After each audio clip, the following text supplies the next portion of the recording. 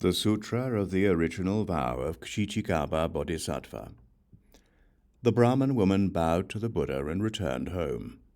The memory of her mother sustained her as she sat upright, recollecting enlightenment flower, samadhi, self-mastery king, thus come one.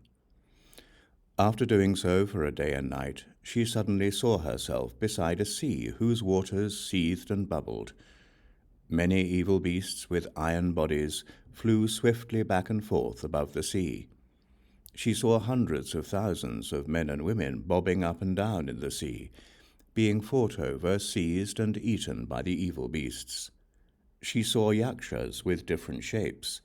Some had many hands, some many eyes, some many legs, some many heads.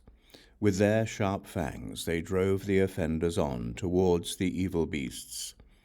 Or the yakshas themselves seized the offenders and twisted their heads and feet together into shapes so horrible that no one would dare even look at them for long. During that time, the Brahmin woman was naturally without fear due to the power of recollecting the Buddha. A ghost king named Poisonless bowed his head in greeting and said to the worthy woman, "Welcome, O Bodhisattva. What conditions bring you here?"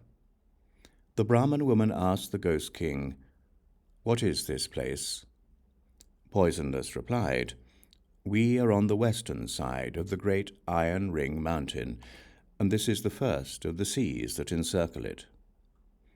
The worthy woman said, "I have heard that the hells are within the Iron Ring.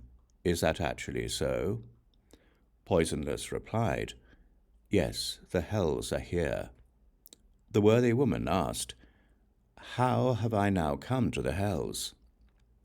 Poisonless answered, "If it wasn't awesome spiritual strength that brought you here, then it was the power of karma.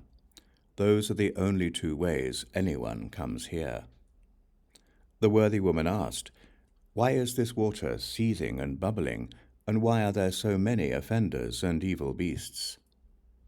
Poisonless replied, "These are beings of Jambudvipa who did evil deeds. They have just died and passed through 49 days without any surviving relatives doing any meritorious deeds on their behalf to rescue them from their distress. Besides that, during their lives they themselves didn't plant any good causes. Now their own karma calls forth these hells. Their first task is to cross this sea. 10,000 yojanas east of this sea is another sea, in which they will undergo twice as much suffering.